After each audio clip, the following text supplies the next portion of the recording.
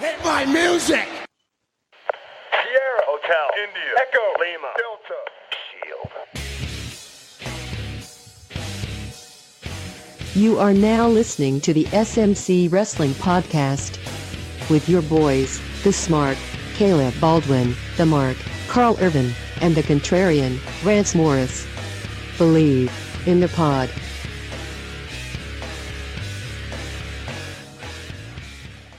What's happening, everybody? The Outsiders have taken over the SMC podcast for today. It's your boy Rance, aka Ray Cash. We are without our dear brother Caleb today. Overnight's our bitch, but you know what? He's making that money, that guap. But it's just me and your boy Karl. What's going down? Not much, man. Shout out to Caleb because I know he's trying to save up money for this WrestleMania trip. So let the man work and make all the money he can. So we'll try and do our best without him. I think we've got a pretty good show planned, so it should be awesome. If you have never read either me or Karl over our 6-7 years writing at Lords of Pain, we do a column together called The Outsider's Edge. And it's pretty interesting. So you're kind of going to get that in audio form tonight. So I think you guys will like it. We're a little different. We lean a little more to the contrarian side. But yeah, man, let's give it a go. We had to do this because so much has happened in the past 7 days. This was actually supposed to be our award show. You'll get that later. Right now, we got to get to some important business. And first on the docket is Chris Jericho and Kenny Omega have apparently had the greatest build in the history of builds, in the history of wrestling, in the history of the world, in the history of the galaxy. Yes, sir. Yeah.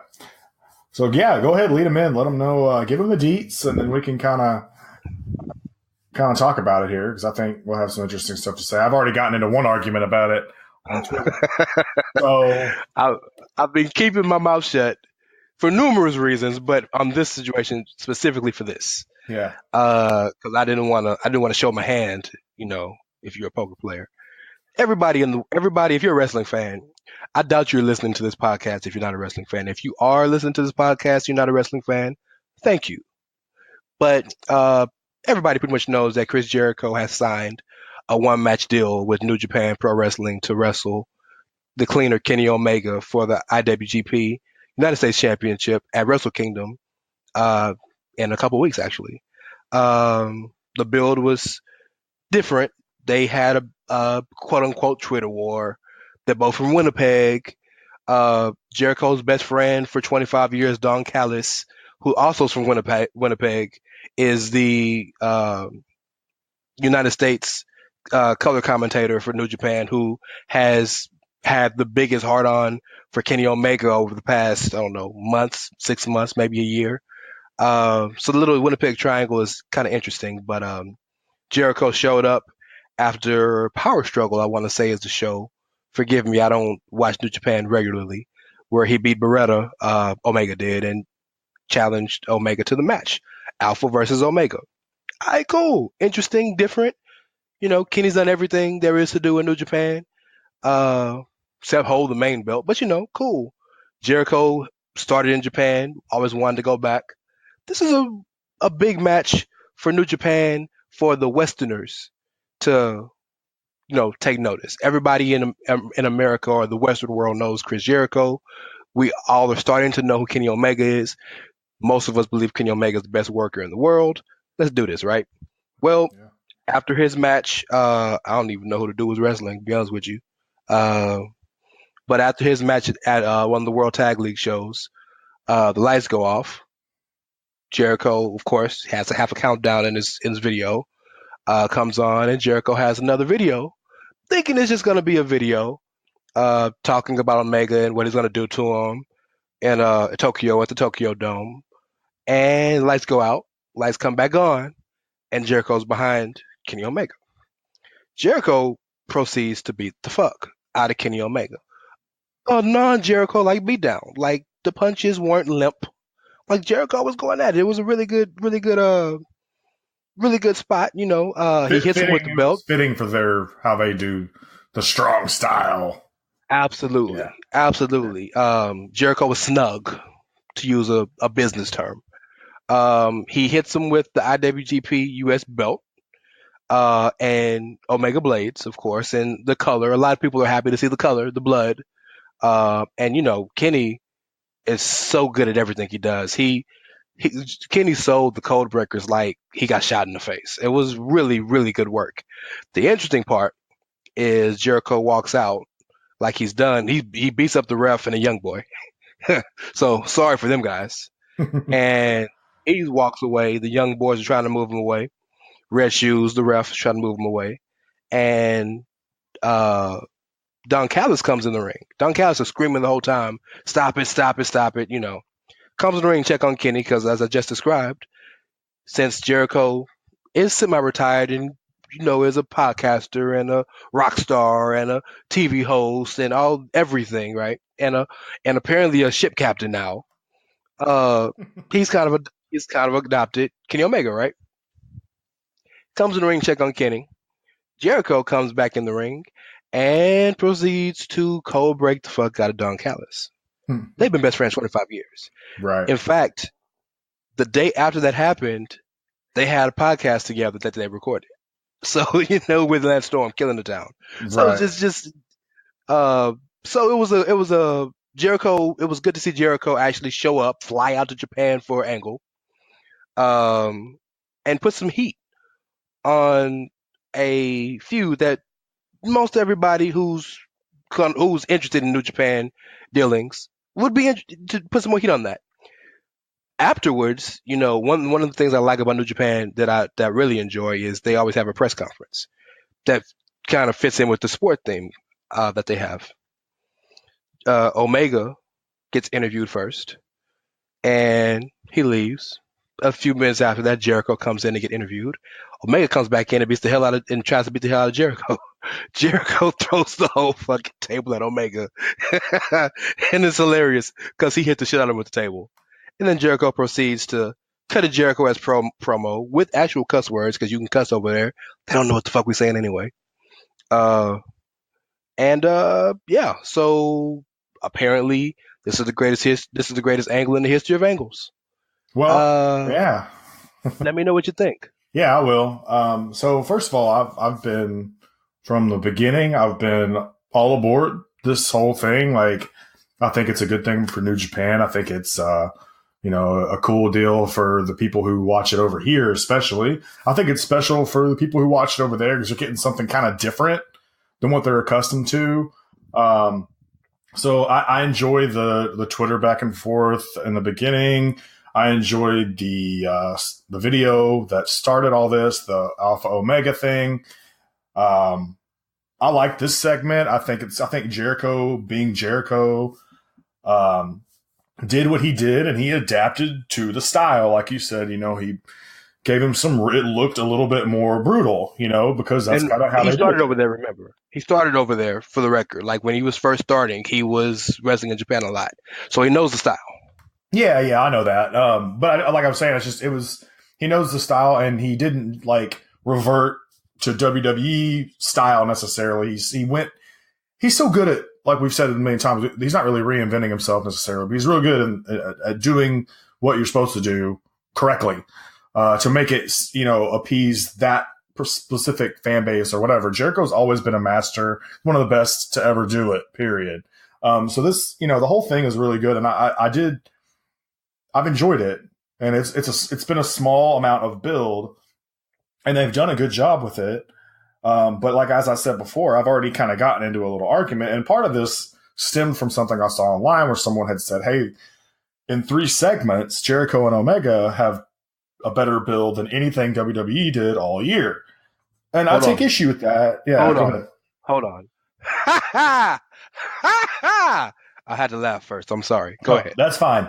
That's hilarious. I take issue with it, and it's not because I have a problem with Jericho and Omega. As a matter of fact, it really doesn't have anything to do with Jericho and Omega as much as it has to do with we're just essentially saying that WWE's done nothing good all year long, basically. Absolutely. At first, the argument when I kind of started getting into it someone was trying to tell me, well, name something that WWE has done in 3 segments that's been better. And I said, well, first of all, hold on now, because that's not what we're saying. What's being said is that in 3 segments, Jericho and Omega have done better than anything WWE has done, period, all year long. So I'm not going to sit here and say that I can think of anything off the top of my head that WWE's done in 3 segments that was as good, that has been as interesting as this. Okay, so Samoa Joe and Brock Lesnar. But that's fine. But I'm just saying, I'm not like, you can argue that if you want to. I'm not going to. I have no problem with that. The point that's not the point of your argument. Yeah. There's been a lot of good things that have happened in WWE, and whether we're choosing to forget or we're just so enamored with the fact that it's Jericho versus Omega that, you know, we just don't care. We're not going to listen to what anybody has to say. I have a problem with that, because let me just kind of go back from the beginning of the year. The first thing I brought up was Roman and Braun, who, in my opinion, had the feud of the year this year. Feud of the year, absolutely. And once again, and I just want to preface this, okay, because wrestling is very subjective. We're all entitled to our opinions, okay? I have no problem with this. I have no problem with whatever anybody wants to say. But what I'm getting at here is that, for me personally, I'm not going to say that this feud, and it's in a little amount of time that it's been building, has been better than anything WWE has done all year. Because first of all, we're not done with this feud. You know, there's still a match to be had. There's a lot of things there. So first, Roman and Braun was the first thing I got into. And then it was, well, they needed gimmick matches to sell this feud. And maybe, but hey, that's like I said in the quote unquote, what I said was, I don't care if Braun Strowman scales the Empire State Building with Renee Young in his gorilla hands. As long as it's interesting, I don't care if it's a gimmick or not. I don't care, because the point is for it to be interesting. And let's also remember that it started off with the regular singles match, and the only reason there were gimmick matches was because the things were so violent they couldn't have just regular one-on-one matches. Right. It just started with the match at Fastlane, I guess, was like, they may have had one on Raw prior. There was a whole lot of matches, and it started out in singles competition, like you said. That's correct. And so moving on from that, I went with, how about the Usos and the New Day, right? Yes. They had one of the best feuds of the year, in my opinion, as well. We talk with the rap battles, not only the rap battles, but the actual matches in the ring were outstanding. I mean, the cell in particular, yes. I mean, all of that stuff was really good, and so that was kind of when I was realizing this. People don't want to hear about these long, drawn out builds here. They're wanting me to give them something that happened quickly. And the very next thing I went to was Joe and Lesnar, because that was one of the few feuds where, one, Lesnar looked remotely human in recent memory. Yes.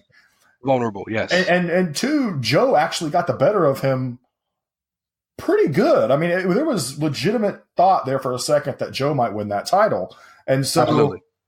I thought in a short amount of time, Joe and Lesnar, with Heyman's help, of course, made it a really good, small feud, because it was kind of like a filler feud that was in between, what Lesnar's been doing with this short amount of dates. Every feud almost seems like a filler feud with Brock. You know what I mean? So for the short amount of time that he was there, they made it work better than really I thought Braun has with anybody else, even with the exception of not even Braun, really, because the match with Braun to me was underwhelming. So, but even the match with Joe I thought was pretty good. I thought you really thought that Joe just slipped and didn't win the title. It was just too quick. Yeah, it was just too quick. Yeah. So, and that's the other thing. The end game here is, it's a good build for Jericho and Omega, but how's the match going to be, right? Like, and I'm not saying they couldn't put on a classic. I mean, Omega's, like you said, that's probably the least of all of us, because Omega can wrestle me right now with only taking one real bump in the ring, right? And we'll have a 3.5-star match, right? So we'll see what happens there. That's the least of the concern of us. But you're absolutely right.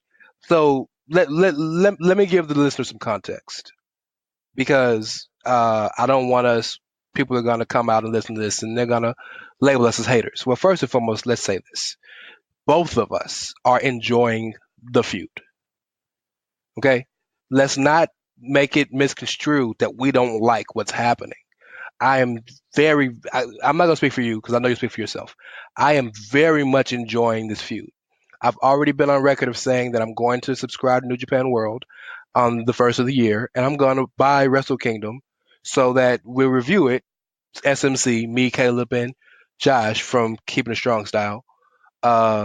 we're gonna review it on the podcast. So I'm behind the feud. Number one. Number two, I don't want anybody to think that we're just caping for WWE here.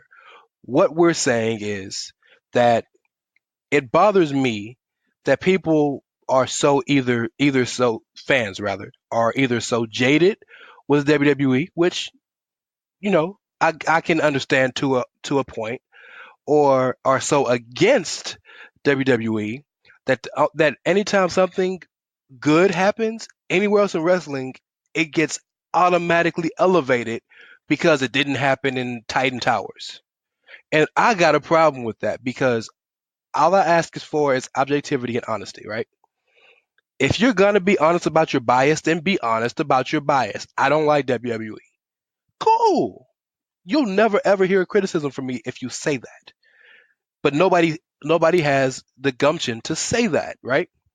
All I want you to do is be honest. So when somebody comes out and says, this has been in 3 weeks, this has been, or however long it's been, 3 segments, this has been the best build, a better build than anything WWE's had all year. That's ludicrous. That's absolutely ludicrous. It ain't even been it's been a good build. It's been a really good build, but it might not be the best build for the damn Wrestle Kingdom. You know what I mean? Yeah, no doubt, yeah. Naito and Okada wrestled 3 Wrestle Kingdoms ago. That's a 3-year story. Here's the thing. I mean, like you said, you kind of put it best. Like, nobody's caping for WWE. And if anybody, like, we don't have Caleb here today, and he definitely wouldn't cape for WWE anyway. But me, not at all. I'm never caping for WWE. I prefer them. They're like I've said a million times, it's the most accessible to me. But, Rance would be the first one to tell you, I don't watch Raw and SmackDown live. I mean, I probably could if I really, really wanted to, but I don't really get the opportunity. And when I do go back and watch it, I skip through a lot of stuff. I do. Like, Rance is probably the only one of the 3 of us that really watches through. Okay, so I have no, like, reason to cape. I want good wrestling everywhere because I think that's good for everybody. That's a personal opinion, so I don't have a problem. But my issue just comes with the hyperbole. Just this idea that Jericho and Omega is already the greatest thing that's happened this year. I mean, it's cool, but it's not like we haven't seen the lights go out in an arena and then come back on and someone was standing behind their opponent. We've seen especially this before. Especially a returning. That's the beginning of every Bray Wyatt feud. Right. So this isn't like, and the funny thing is, like, 6 months, a year ago, there were a lot of these same people that are all about this that were talking about how washed up Jericho was. He's lost this, that, and the other. Before he got the list, yeah. Now, granted, he still got credit for being the great personality that he has and always probably will be. So I'm not hating there. Okay, so don't get me wrong. But this is the reality, folks. Like, I think everybody's in the moment on things, and because Omega is probably, at least in terms of Japan, and for us that are a little bit more hardcore, that don't just that aren't only aware of WWE, Omega might be the biggest name next to maybe AJ Styles, like, in terms of beloved guy in wrestling. You know what I'm saying? And so I think because it's Omega, this is getting extra love. That really, I don't see. I got no beef with either of these guys. I just don't get it. Like, I don't really understand. So it's hard for me to explain. I don't really have much else to say because I think I've said what I want to say. Like, it feels like we're just going overboard because of who it is, as opposed to looking at it objectively and saying, okay, well, these kind of segments do happen. You know what I mean? Well, fans in mass have no objectivity to begin with. You know what I mean? People individually are smart as hell. People in groups are stupid. That's just a fact of life. But I do want to say this, and we can move on after this. I do want to say that when the match was first announced, and you can go back, if you ever think that I'm lying or I'm saying something that isn't true, go back and listen to the old episodes of the SMC podcast. It's all there in Podbean. When it first came out, the first thing I said about it was, I think it'll be a really interesting match. I love the dynamic between the two, but the problem I have with it is everything that I've been told about New Japan by all the people who watch New Japan, all the supporters, all his fans, all the people who dislike WWE and have moves to the New Japan or any of the sort. Everything I've been told about New Japan is it's more about the in-ring product, right? The story, there are stories. Of course there is. It's pro wrestling. But the whole point, the focus is in-ring product. Hell, that's why there's so many tournaments, right? Sure. Yeah.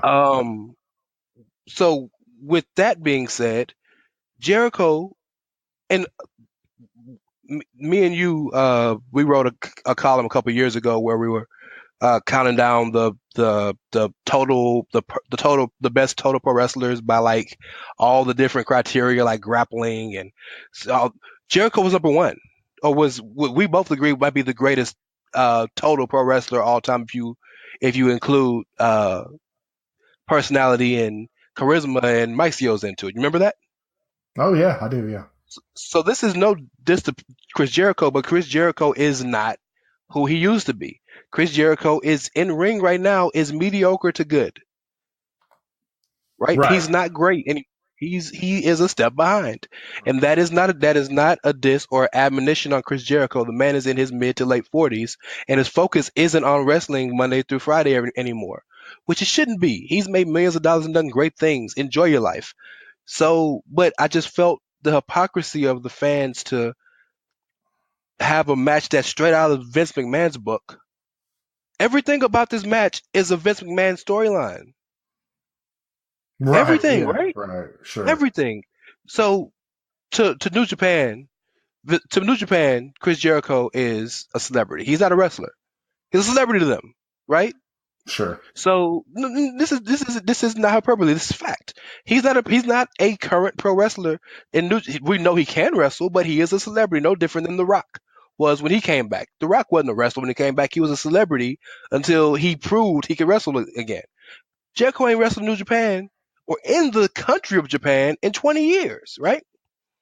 So you have a celebrity coming back to challenge the second top guy in the company, the top Gaijin, or American, or foreigner rather, in the company. Okay? He starts the feud by beefing with them over social media. He shows up after one of his matches, after a title defense on the Tron to challenge him.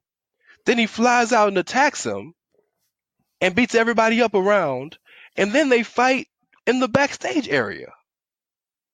That's Vince McMahon. Right.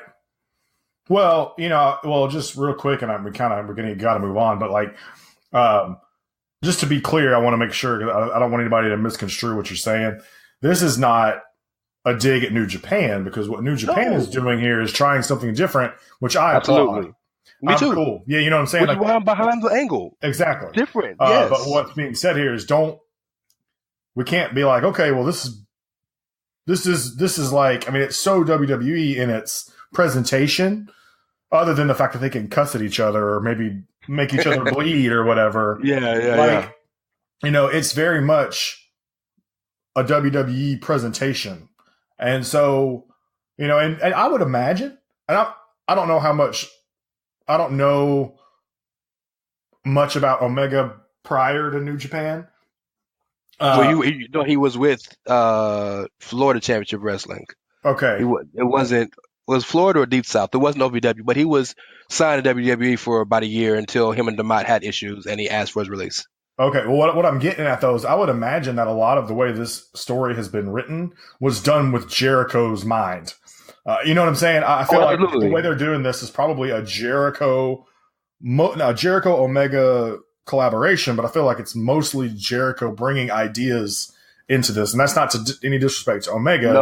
No. Jericho's laid out the build. Omega's gonna lay out the match. That was kind of the agreement between the two. So, with that being said, it's probably time to move on. But with that being said, just let's try and chill with the hyperbole on some of this stuff. Okay, it's been cool and it's been fun. All right, but I'm not ready to go overboard. So you can enjoy it, and it doesn't have to be the greatest thing ever, too. Right. And again, quote me on this. You'll see me right after Wrestle Kingdom You will hear a podcast. You will hear the review. If they come out and wrestle a 5, or since there's apparently more than 5-star matches now, if they wrestle something 5 or more, I'll be the first person to say that I was wrong. Right. I'll be glad to, because all I want is for good things to happen. Yeah, it's on record, folks. It's on record. So yeah. Let's move on, man. So we talked about something fairly controversial to something legitimately controversial. So Ronda Rousey has been in talks with signing with WWE, and this has been something that we've known that was going to happen for really, if we're being honest, ever since Holly Holm not the fuck out of her. Well, not even that. Just considering the fact that Ronda is a WWE fan, eventually when she's done with UFC, it was probably going to happen anyway. Absolutely, and why not? Why didn't she come? But so she hasn't signed the dotted line that we know of yet, but I think that's inevitable. But everybody's favorite retired porn star, Mia Khalifa, has some thoughts about that. Yeah. So Complex News has a show called Out of Bounds with it's a sports talk show with Mia Khalifa and Gilbert Arenas. And it's actually pretty entertaining. I don't listen to it all the time because I'm really not a fan of Mia Khalifa. She really annoys the hell out of me. But they were talking about it, and on there, she was like disgusted that Ronda Rousey would even degrade herself to sign with that wrestling group, saying that that basically she's degrading her legacy for some spandex.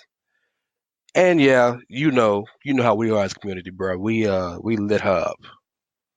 Hurricane in general lit her up, basically making fun of her porn star past. And she wasn't a porn star very long.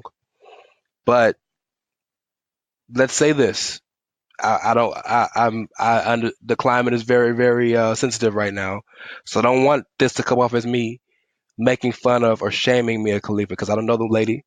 I wish her all the well and the best of her endeavors. But Mia Khalifa is a woman who got popular because of porn and stayed popular because she would try to seduce NBA players or sports players through her Twitter.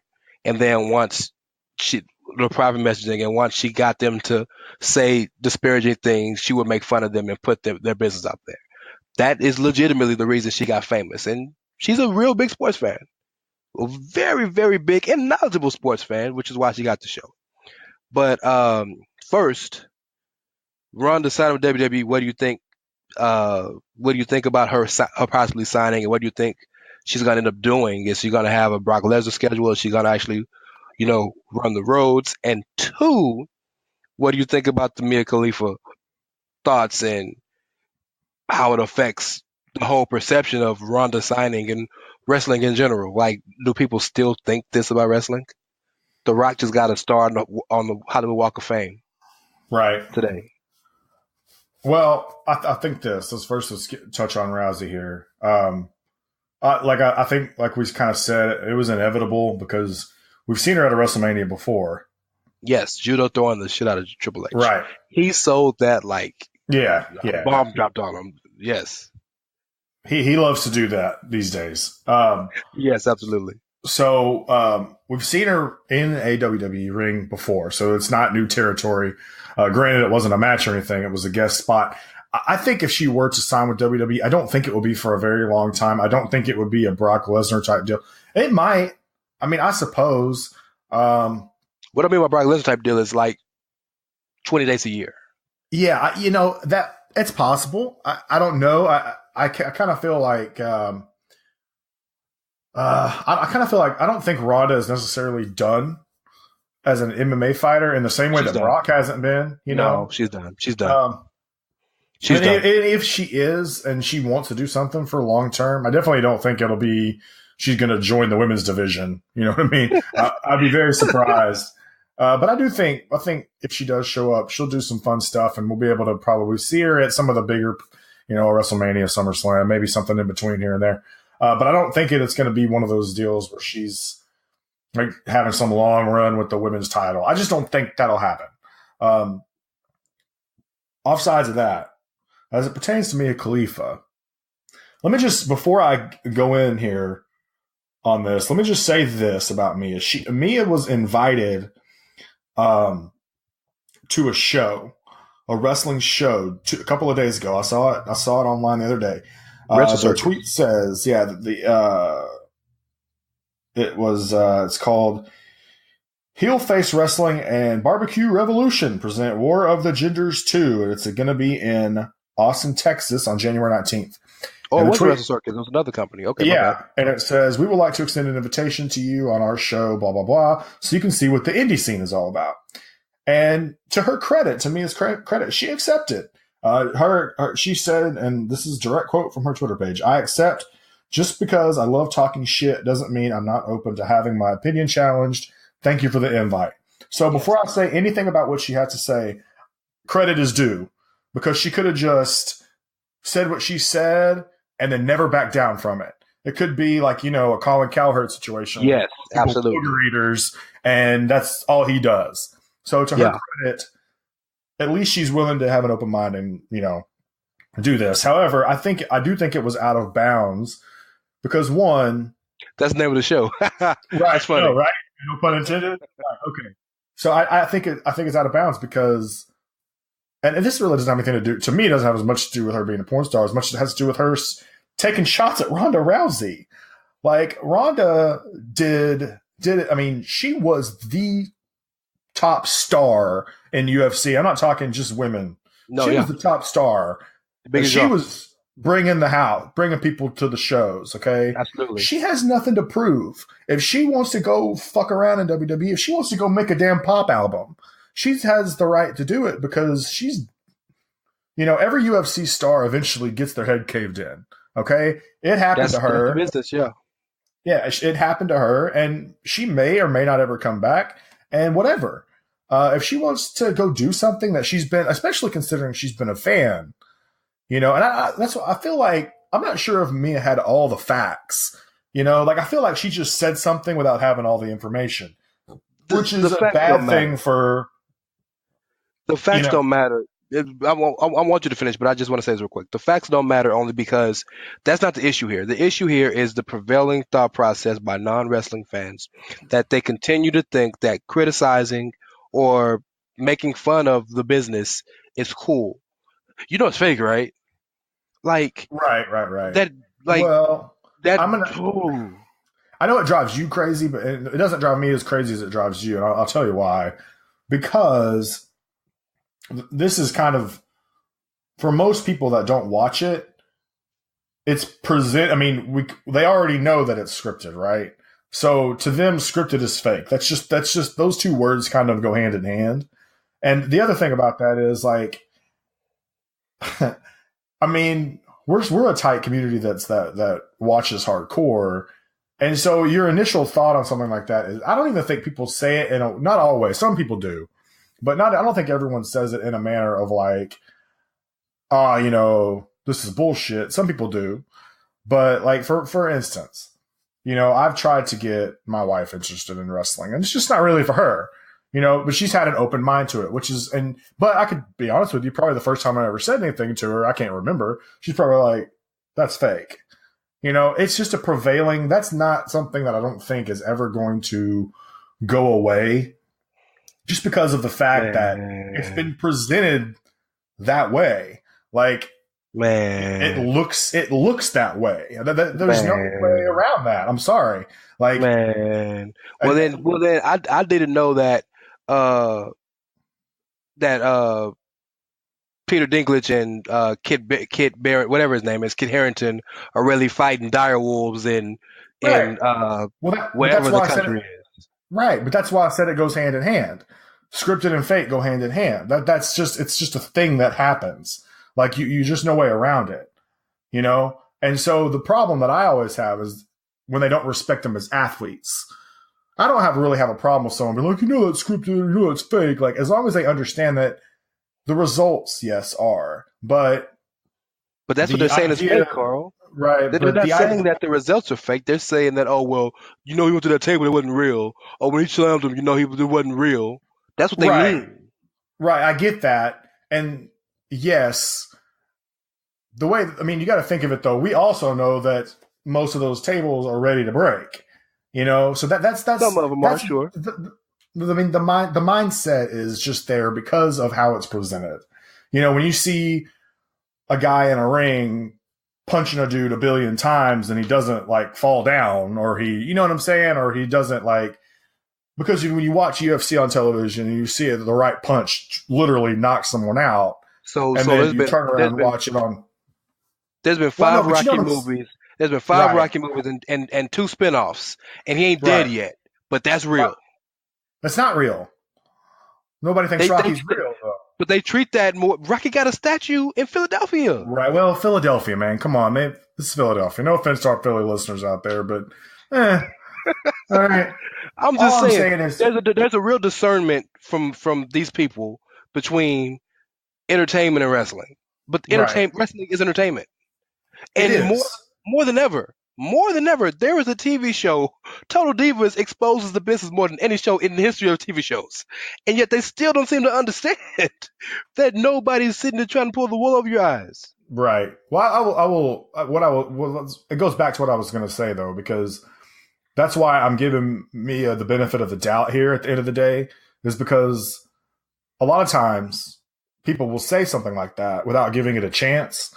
And like I said at the beginning, to her credit, she's going to give it a chance. That to me is a good thing. Like, at least she's having an open mind. She's ignorant to it, right? Because she doesn't obviously watch it. Sure. And if she goes and watches it and comes back and says, I'm out. You know what I mean? Okay. At least you watched it. Yeah, I give you that. So that's kind of where I'm at with this. Like, when I first saw it, I was like, damn, man, what the hell's her problem? And then when I kind of came across that, I was like, all right, I'm going to let this go. Like, I'm not going to be upset about it. The prevailing mindset is what it is, and I don't think we're ever going to get away from that. But what I would say to people who have to listen to that and don't like to hear that is, try and challenge them. You know what I'm saying? To watch it. And if they don't, fuck them then. You know what I mean? Whatever. That's on them. I've made sure that people that don't watch wrestling and say shit like that. I'm like, but have you ever actually watched it?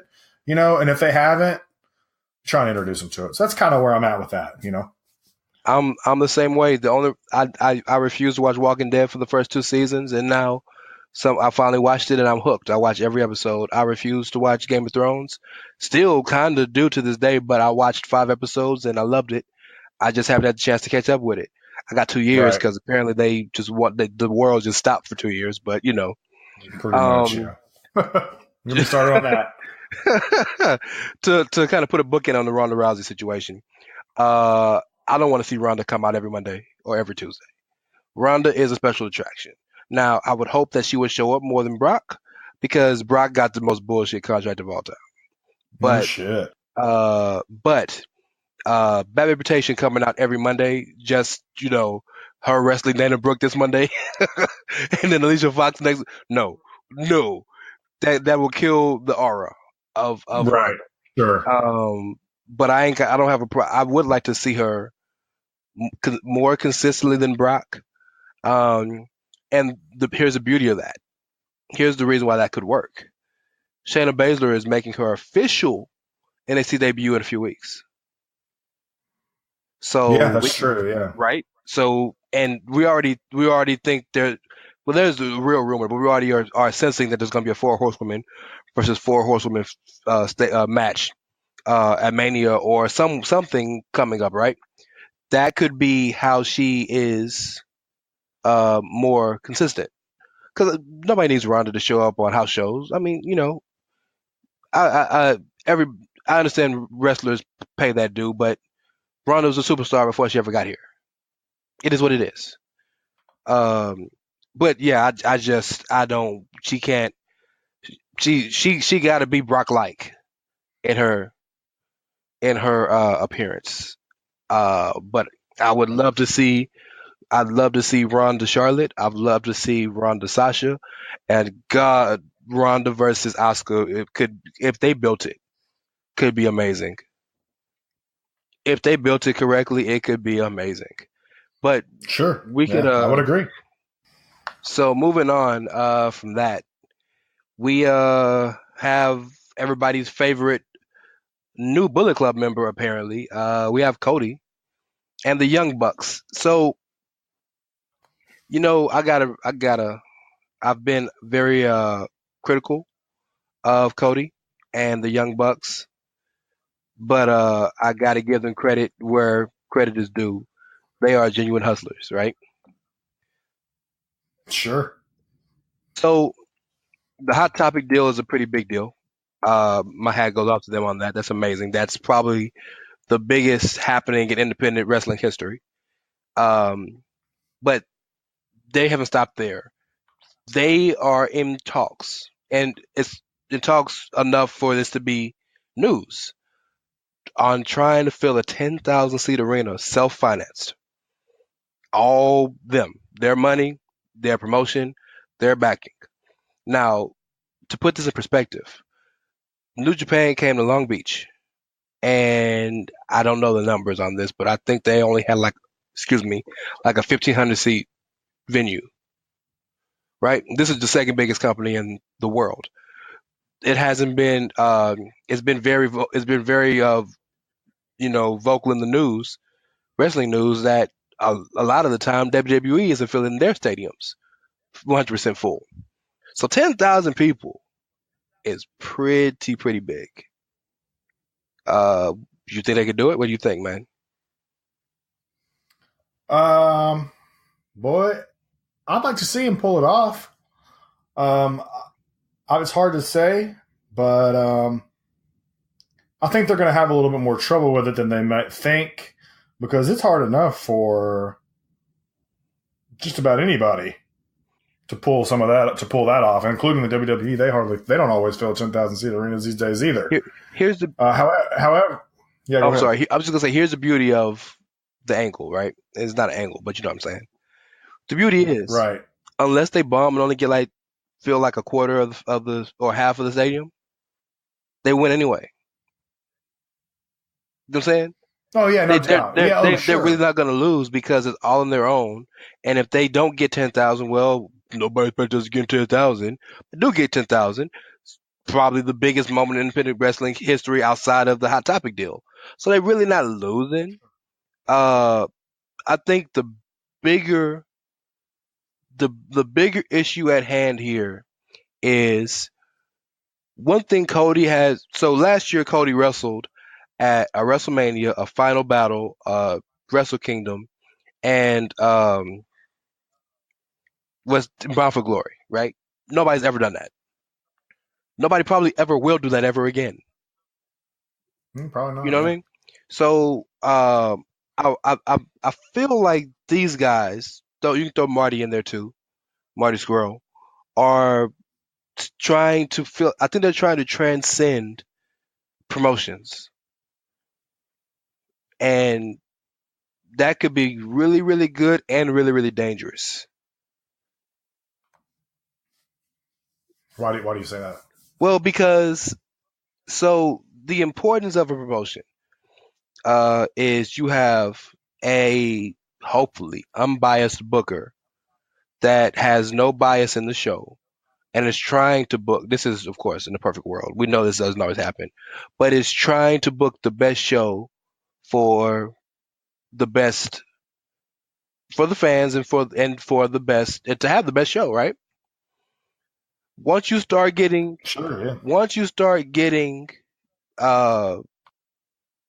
wrestlers booking their own shows, I don't want to say the integrity is lost, but I go back to look at WCW when Nash was head booker and he booked himself to win a title, booked himself to beat Goldberg.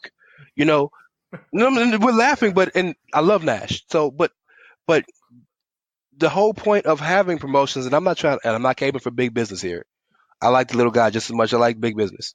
But the beauty of the promotion is to, in a sense, protect the promoter. I mean, protect the wrestler. What about payouts? Right. You know what I mean? So Cody gonna have to pay. Throw Shane Strickland or Sammy Guevara, right? Let's say those two have a match at this card. How they getting paid? Cody gonna pay him out his pocket? Well, hold on though. Think about this. I'm not saying this would necessarily be something that would happen, but if you have the opportunity, say you're a Sammy Guevara or whatever, you have the opportunity to potentially be a part of something like this, you might work that damn show for free and see what the house brings, and Cody splits the money. You know what I'm saying? That is a possibility. You don't work no show for free, bro. You don't do that. Hey, you don't do that. I'm not. Listen, Sammy Guevara is not signed. He's not signed anywhere of consequence where he's doing good enough to where he doesn't have to get paid for a show. And Sammy maybe not, but I'm not amazing. ruling out that possibility. I'm really not. Just for the simple fact that, I mean, maybe. I just think that it's one of those deals because it's a one-time only thing, and basically, if it's one of those deals where it's like, okay, guys, Cody and those boys are like, okay, guys, we don't know how many people we're actually going to bring in, so I don't know how much I can pay you, but if this whatever happens, we're splitting the proceeds up or whatever. It depends on how savvy of a businessman Cody is. Well, the Bucks as well. The Bucks are savvy. And apparently, they're pretty damn savvy. The Bucks are savvy businessmen, absolutely. Exactly, man. I mean, they're already they know what they're doing. I don't feel like they would have gone. They don't think they've gone into this without a plan. Of course, Cody, I'm sure the dude's got money if he wants to pay guys to come wrestle. Do you really, a venue? Can I go on a quick tangent? I want to get back to this. Can I go on a real quick tangent? Do you really believe this is the first 7-figure year Cody's had wrestling? All the matches he wrestled for WWE, all the titles he won, all the major angles he was in, and he never made Road Dogg made seven figures in 1 year before, dog, and that was in 97, that was in 98. Come on, bro, you never made 7 figures, dog.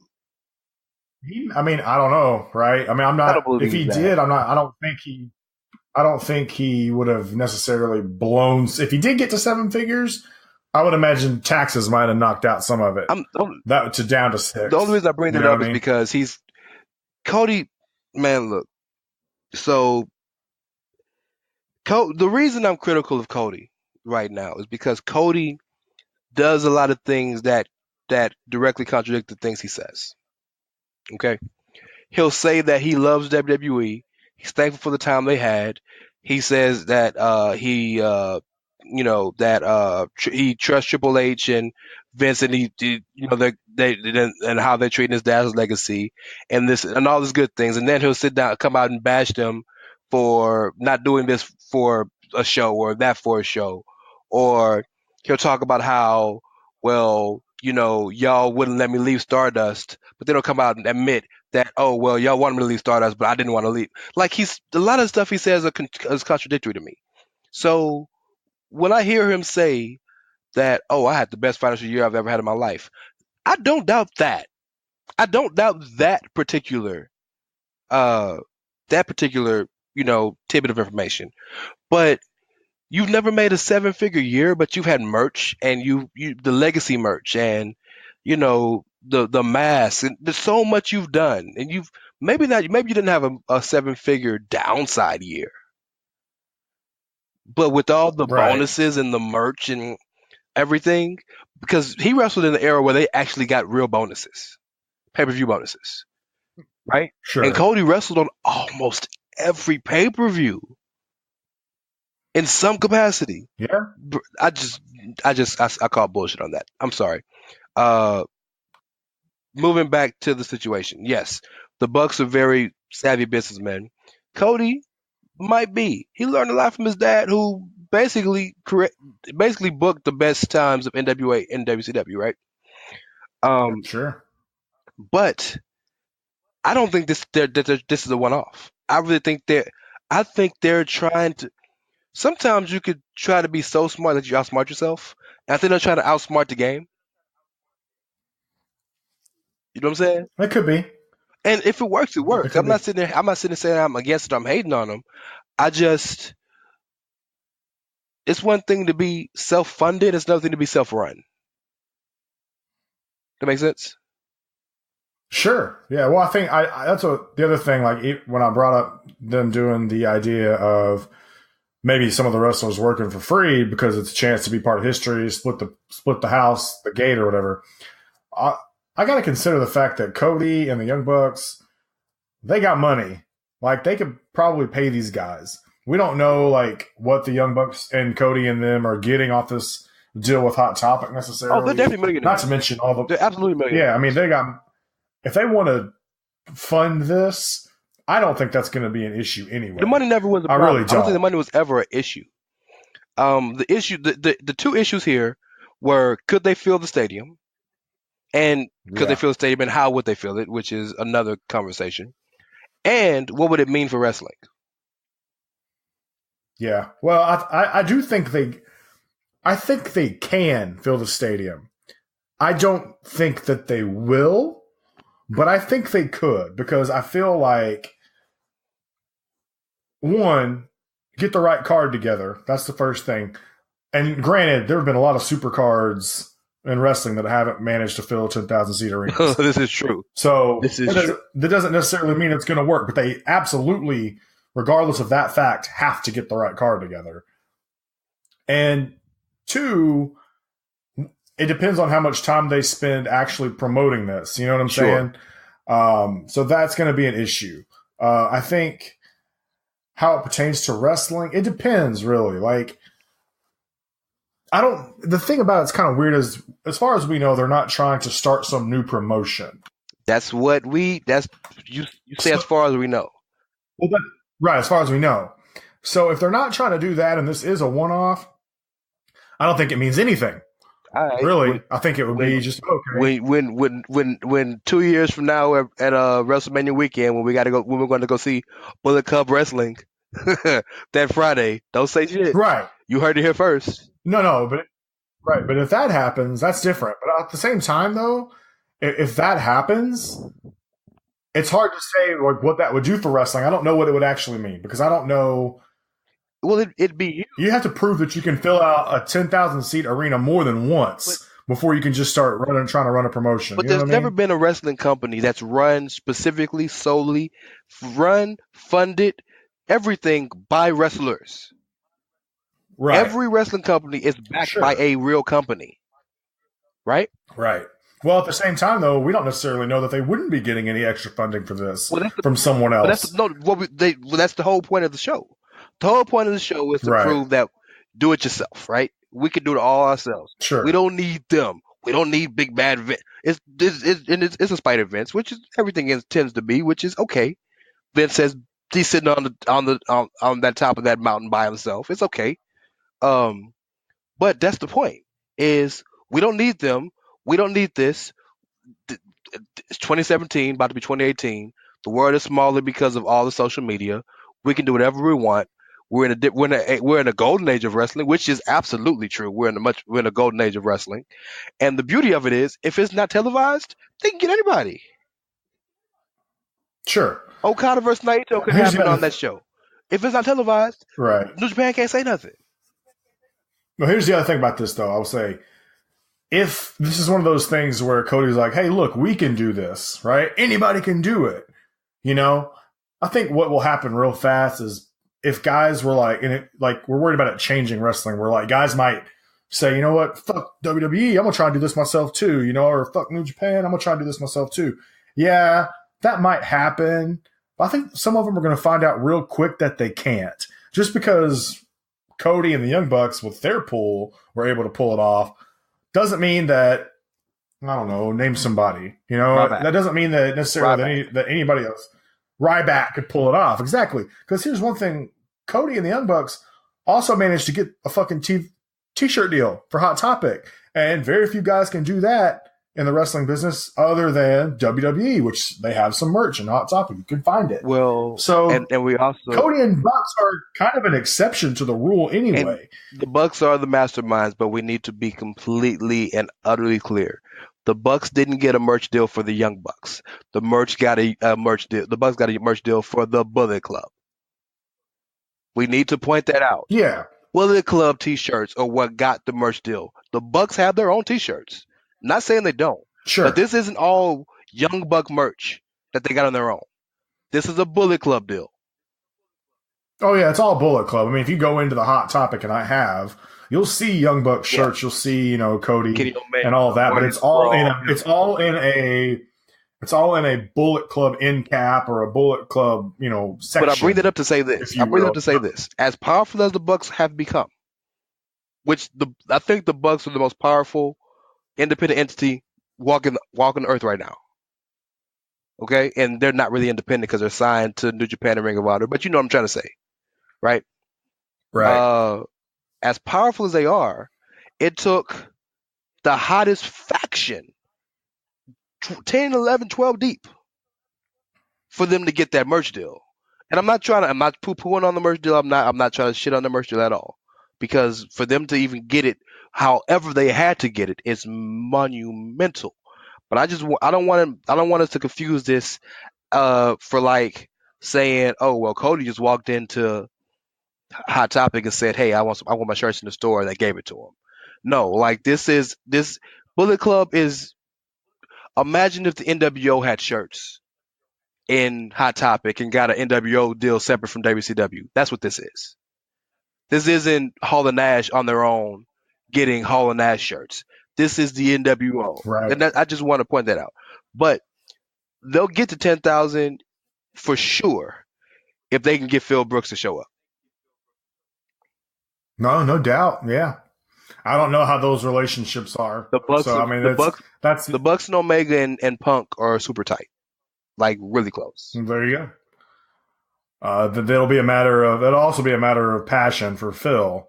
Not necessarily whether he wants to stick it to Vince, that might have something to do with it, or stick it to Triple H, that might have something to do with it. He ain't got to wrestle. But at the same time, he ain't wrestled in a long time. He ain't got to wrestle. Just show up. You know how many fans will sign? No, how many fans will buy a ticket to see CM Punk in a wrestling ring? They don't give a fuck if he wrestle.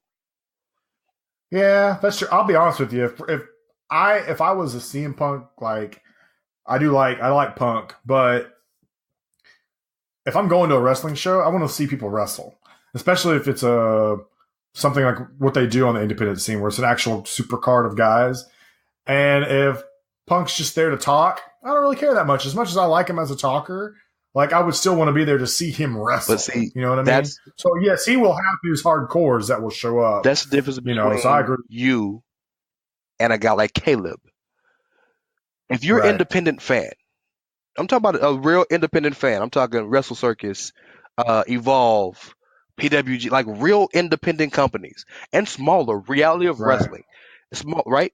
If you're a fan of those, then the hook for these smaller shows that don't have bigger names is one big guy shows up and just has an angle. He doesn't have to wrestle, doesn't even have to fight, but just shows up, right? That's the hook. Oh yeah, I mean, I've done it before. I've seen it before. I mean, right? Like it doesn't do much for me, but I get what you're saying. But there's the independent scene in terms of wrestlers and fans is bigger than it's ever been. So you have all the Bullet Club stands sticking behind their guys. Then you have all the WWE haters who want to stick it to Vince. So you have those two contingent of fans that are automatically going to show up to the show. Okay.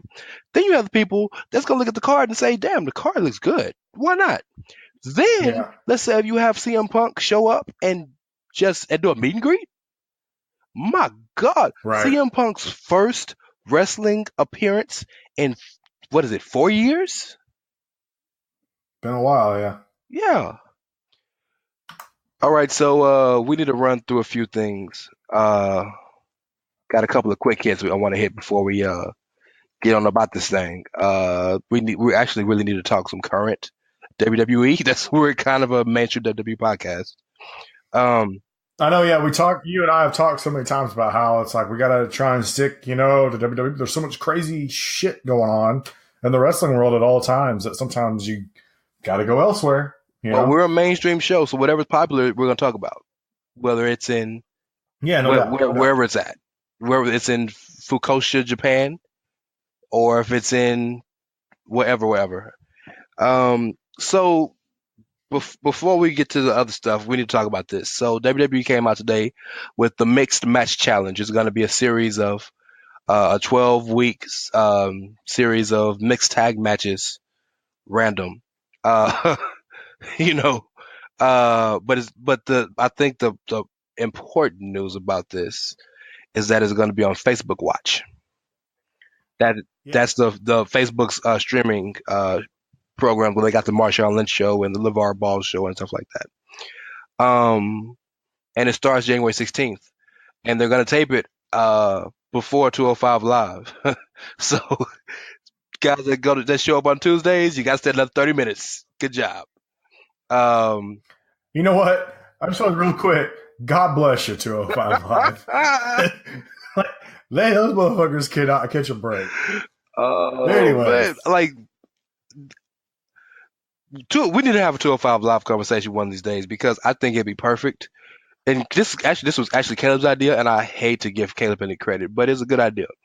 Everybody agrees it needs to be taped on Full Sail, but just have it before or after NXT. NXT at 7, 205 at 8. Well, I think before we actually went live with this podcast, we did a practice episode kind of deal, whatever, and we talked about 205. I don't think that ever came out. We had a good conversation about it, though, at one point. This is pre-Enzo, all that, Well, I guarantee you we'll be talking about it coming in 2018 with the house shows coming up, with Hideo Itami debuting this coming week, with Rockstar Spud supposed to debut. Oni Lorcan has been acting like he's going to come up. So a lot of changes coming up in the division. So we'll be talking about it for sure. Sure. Oh, not to mention Rich Swann. Wow. That's how much we had to. I know, and that's something we're not even really going to cover that's today. That's how much we have to talk about. That Rich Swann isn't being talked about. But so the Mixed Match Challenge.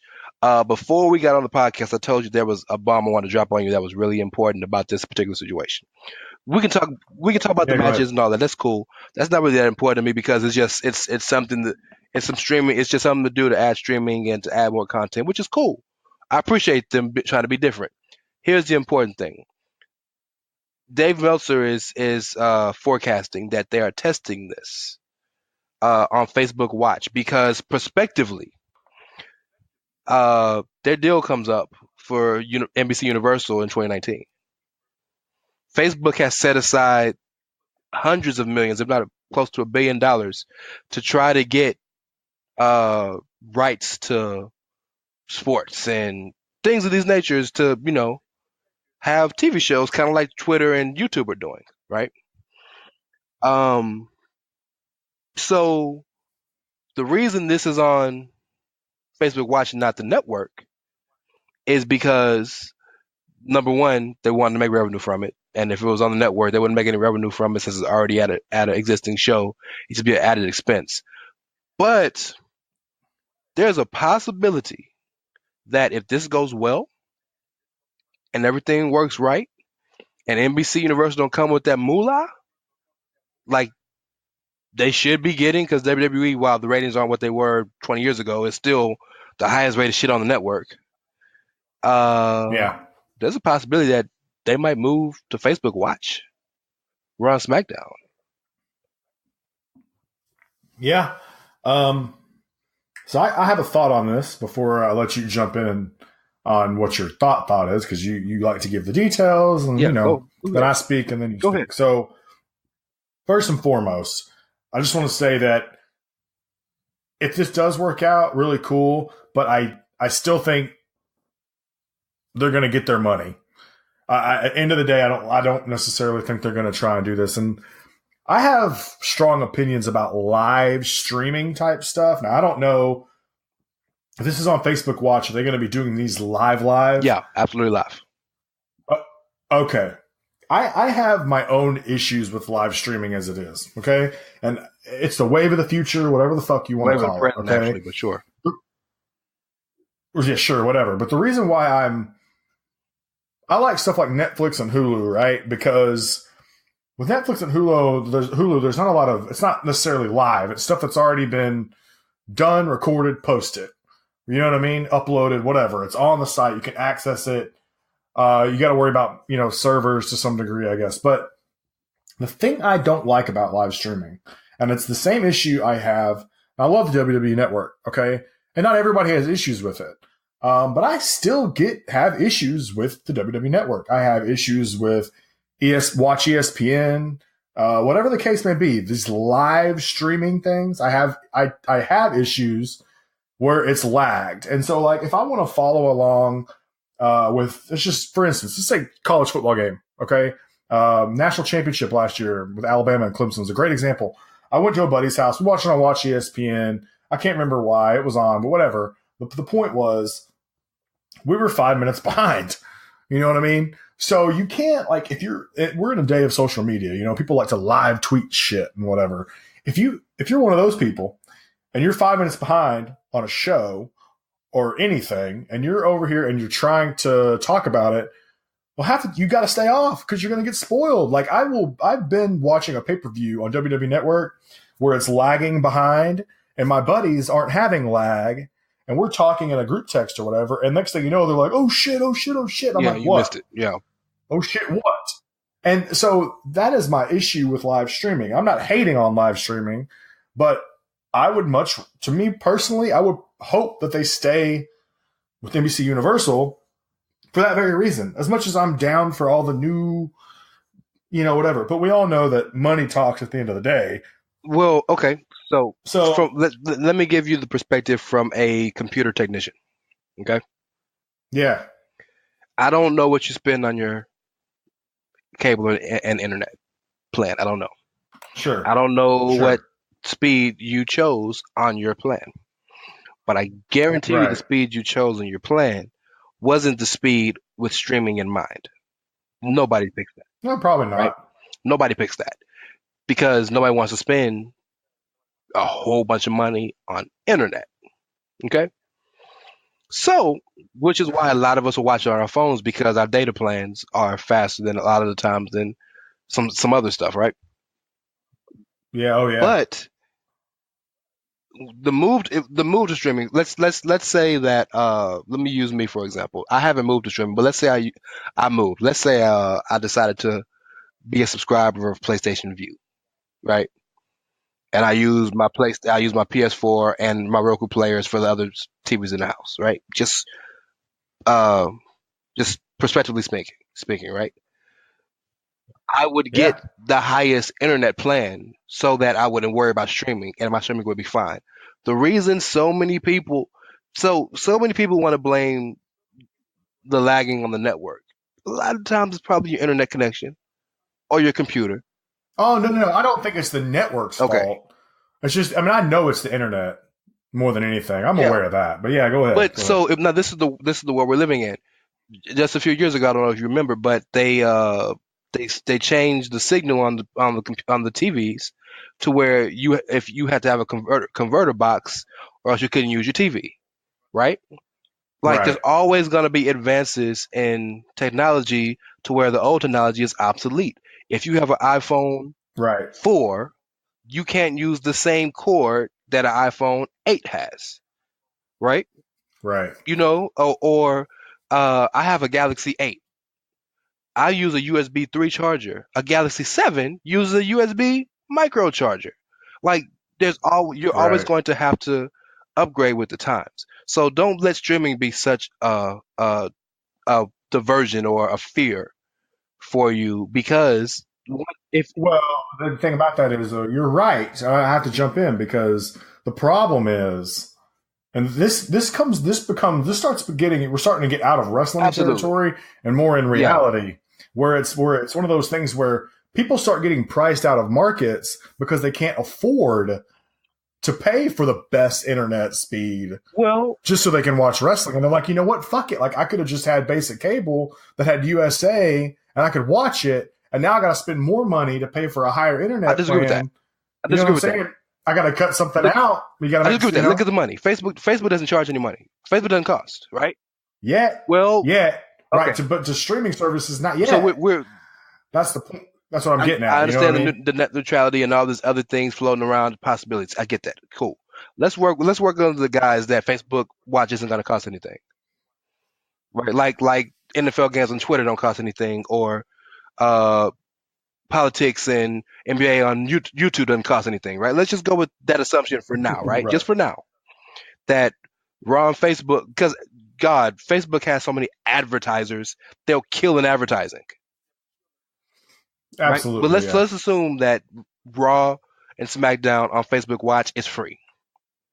Okay? And let's assume that you are going Right. the streaming route. PlayStation View is the plan I would get is $20, $25 maybe. Cable Right. is like $90. Sure. That's not counting on top of the $90 for just cable alone. You have your internet plan that you have to get, or however much the numbers is. I don't remember what the numbers are because I just pay the shit. Right? I don't look at it. Comes out I don't look at it. Right. But you know what I'm saying? So instead of getting the bundle, you would just get the internet. So it's about Right. Well, see, and that I agree with, and I've been a proponent of the idea of what I've always called like an a la carte package anyway, where it's not like, okay, you order cable and you're stuck with all this bullshit you don't care about. Yeah. You pick and choose what you want, you make a plan, but the issue with that is you got to worry about separate networks charging out the ass because they know that people are doing that. ESPN charges ridiculous per subscriber. Yeah. Right. And that is my worry. And I don't have anything necessarily against the idea of streaming, or in theory, it's awesome, the idea where it's like, okay, I'm a hardcore wrestling fan. This is really all I watch on TV. This is all I want. And the beauty of streaming too is you can watch it anywhere. You can watch it anywhere. Go ahead. I'm sorry. Right. Yeah. No, you're fine. I mean, I'm a little bit different in my television watching anyways, like I don't usually spend a lot of time watching stuff on my phone. A lot of people do. But what I worry about is like sometimes with technology, I think a lot of times you force people to kind of move to that way. Otherwise, they're left in the dust. And I don't necessarily always think that's a great idea in terms of television because especially with something like wrestling, which has already kind of struggled in recent memory with viewership. I worry that if you start, but I'm not saying like you wanted to work under the guise that it would be free, and that's different. But if you get to a point where you're already paying $10 for the network, and now it's like, hey, pay this to watch Raw and SmackDown. I get you. You know what I mean? That's always a possibility. I do get the fear. I just, from being in the IT field, progression is inevitable. Right? Oh, progression yeah, sure. is absolutely inevitable. And I feel like the people who fight the progression are going to deal with it the hardest because when it hits you and you have no control of it anyway, then there's going to be a problem. You know what I mean? So progression is going to happen. If progression never happened, we wouldn't have color television. We wouldn't have Wi-Fi. We wouldn't have cell phones. Right. So. Well, I'm fine with the idea that they're going to do this. I think it's a cool experiment. I have this is business. Like, I mean, I'll be watching. I'll pay attention. It's great business because the money. Yeah, it is. Facebook absolutely. Prospectively will give them. Think about it. Facebook's going to have to overpay the first person that they get. Right. Whoever they get, they're going to have to overpay.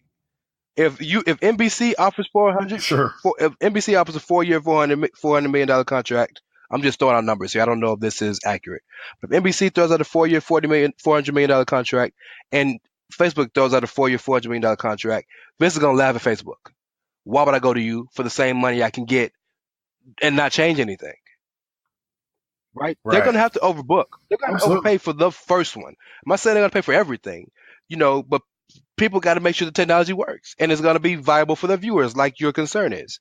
So, well, it's like I feel like WWE, I hope, is someone that I can trust in this because the reason why I say that is because you always have to worry about the money situation in terms of greed from a company. Say, okay, well, we want you to watch this, and this is the only way you can watch it. So now we're going to charge you out the ass, right? Well, in fairness to WWE, they actually made it more accessible with the network.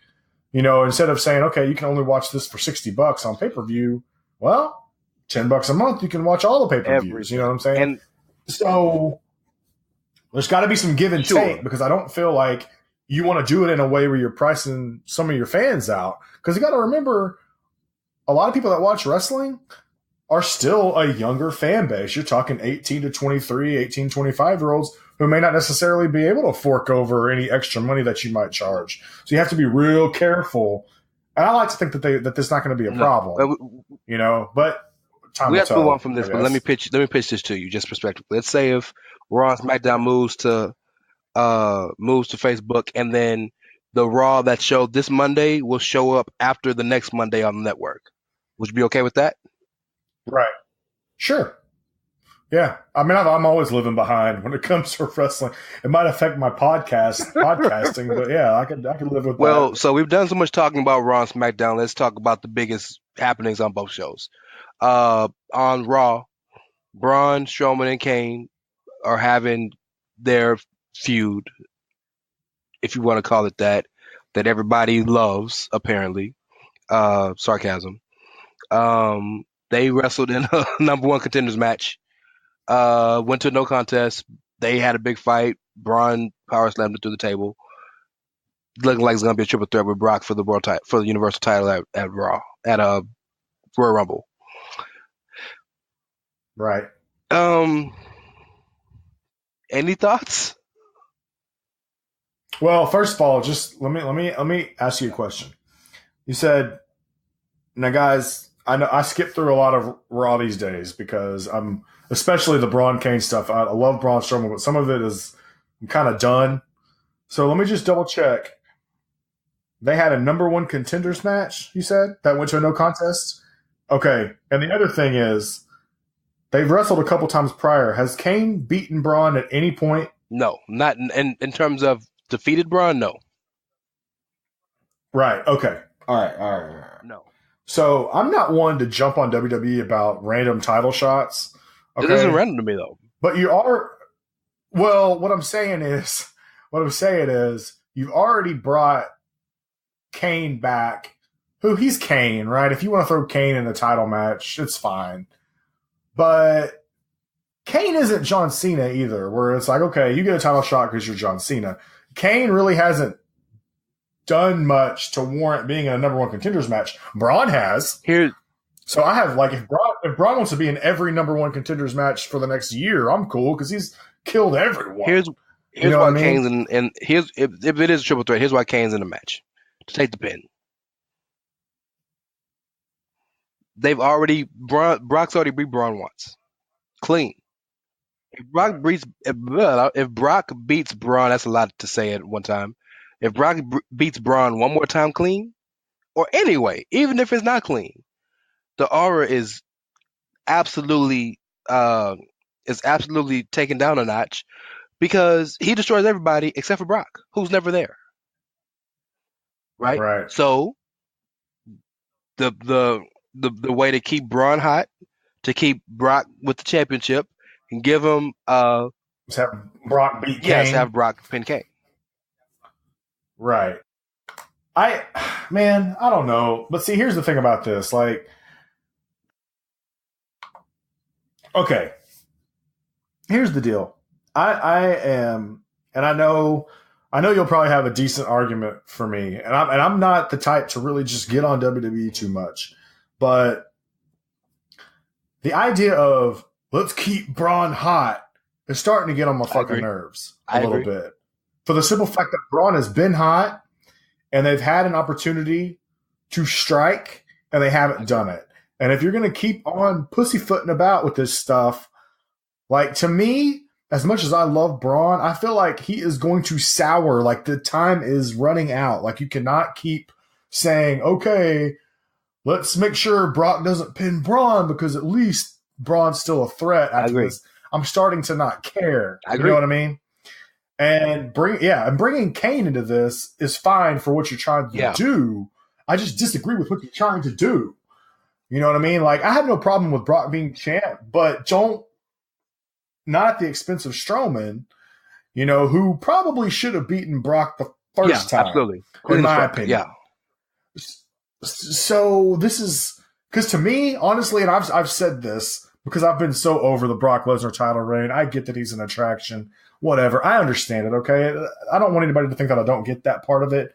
But what I've been wanting from the beginning was a definitive, real, like, in-the-ring conclusion with Braun and Roman. I thought Braun and Roman was the best feud of the year, and I thought the best way to go about that was to put that title on Braun and have him and Roman go for it at WrestleMania. That was what I thought would be to me. But I understand they want Brock because he's the money man. or whatever. I get it, but from a fan perspective, at least my perspective, I thought it would be a great bow on what was the best feud of the year. Reward them, yeah. So let's take both of those situations separately. Let's first looking at the Kane situation. Right. Kane is back for one reason only. To put Braun over. That's it. That's the only reason he's back, right? Now, I understand a lot of the fans are rolling their eyes at a lot of situations because for him to do that, Kane has to look credible. And there's a heavy sense of credibility he carries by being Kane, right? He already has a level of credibility by being Kane, especially by being quote-unquote Demon Kane or Kane with the mask. Not to mention, he dropped all the chairs. Sure. On Kane at the TLC threw him in the chokeslammed him through the stage, dropped the chairs on him and threw him in the garbage truck. But the reason that I brought all that up is because when he beat Finn clean out of nowhere, like Finn got sacrificed for the greater good of Braun, and I was against that. But the end game is to make Kane look credible, to look credible enough to go toe to toe with Braun, so that when Braun beats Kane finally, that Braun looks that much better. Okay, so that's the whole point of that. The issue has been that the execution has been lost because Braun's beat him every time. Like from a fighting standpoint, he slammed through the ring, slammed through the table this Monday. But Kane keeps coming back like a cockroach. So that's one situation. The other situation is having Brock. I'm gonna have this hot take. Sorry, James. Right now, Braun would be champ if Brock wasn't in the company or Brock wasn't champion. The reason Braun can win the title is because Brock keeps it away. Like I think Vince and the world knows that Braun should be or should have been champion by now. But Brock being in the picture, making the money he's making, and truthfully getting the ratings he gets still when he comes or does something, right? He just can't justify it. Like I asked you guys before in the podcast, who else is left for Brock to face? Yeah, I'm not being funny. I'm being realistic. Who else is there? Y'all have been rolling. I'm talking about the collective IWC collective fan base. Y'all have been rolling your eyes at the thought of a rematch between Roman and Brock at WrestleMania this year, right? They've been rolling their eyes. I still ain't seen nothing definitive showing that's going to happen. That's on TV. I get all the backstage shit, but nothing on TV has shown is going to happen. But if it happens, cool. If it doesn't, cool. But let's say it happens. He's the only other guy that is credible. Who else is credible? Sure. Don't sit here and don't feed me the Finn Balor stuff. Yeah. Don't do that. No, I won't. You won't hear that from me. But I for sure. What I will say is here's the problem, and this is it's not really a problem to me, but I think to some level with Roman, as polarizing as he is, I do think. I think Roman is still the guy they're building around. One of them. I think we all probably. I mean, one of them. Yeah, but I think. Well, in terms of who could dethrone Brock, I don't see it being an Ambrose or a Rollins, right? If you look at those three Shield guys, and that's what I'm hoping for. I still hope it's going to be Braun. The thing is that I worry is that I think people are worried that it's going to be Roman. I think people prefer Braun. You know what I mean? And so you're running into that same thing you run into. It's almost like the Daniel Bryan Royal Rumble fiasco when Roman won. If you do this, you know what I'm saying though. If you do the same thing here, where it's like, okay, we've had opportunity after opportunity to give you Braun Strowman, the guy that fans still pop for. He comes out of a garbage truck, and it's the stupidest thing ever, and people still think it's great. I see a similarity, but it's totally different because fans really believe that the company was against Bryan. No, yeah, I know, bro. I'm just Braun trying to has been the most over-pushed, he's beaten everybody. Everybody. Right. People forget. Right. Braun won the series against Roman. People forget that. Yes. Right? Braun's beating everybody. The only person he's looked vulnerable against are the two top guys in the company, Roman and Brock. And Roman made him look like a million bucks. Yeah. So yeah, you can't feed me that Braun is some type of underdog. No, he's not an underdog. But what I think what I'm getting at is just the point of like who the fans are going to prefer, right? And we've already kind of gone down this route before with Roman, where they went to him at a time where they wanted Bryan. And I understand we don't always want to cater to them or whatever, but what I'm saying is it feels like it's kind of the same. Like if they turn around and say, okay, Roman's the guy to dethrone Brock, but everybody's like, well, why not Braun? You know what I mean? Like, because Braun I think he would be fine. I feel like I already thought he should have done it anyway, but well, I don't know. It's a whole like we don't know the vision, but right? There's also the prevailing thought that the reason fans were still so crazy for Bryan in that particular Royal Rumble was because he never lost the title. He got stripped because he got hurt. So they felt like he should have fought for the title he never lost. There was a whole bunch of problems. Right. Braun's going to be around for a while. He will. Going anywhere. And for me, what I need to see from Braun is more growth. I need to see more growth from Braun because Braun has an amazing personality. If you listen to the dude talk outside of wrestling, he's hilarious. He's introspective. He's interesting. He's a real character, right? But in ring, the same thing that y'all demanded from Roman, I need to see more of that from Braun. I understand he's a monster, so he is afforded more luxury than Roman is, who's a regular-sized human, right? But for a guy that's supposed to be that's prospectively supposed to carry the company, he needs to talk better, and maybe not more, but I need to see more from him on the mic. I need to see more variety in his moveset. You know, I need to see him start learning how not just to be a participant of a match, but to lead. Roman learned that, whether we all want to admit that or not. There's still more growth. I'm not saying that he ain't knocking out the park now, because he is for a dude that's been wrestling 3 years. He's killing it.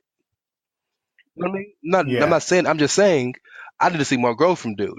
Now, that's me saying that. Imagine Vince, Triple H, Michael Hayes, all the top guys. I'm not saying he don't deserve the title now, but he's gonna be around for a long time.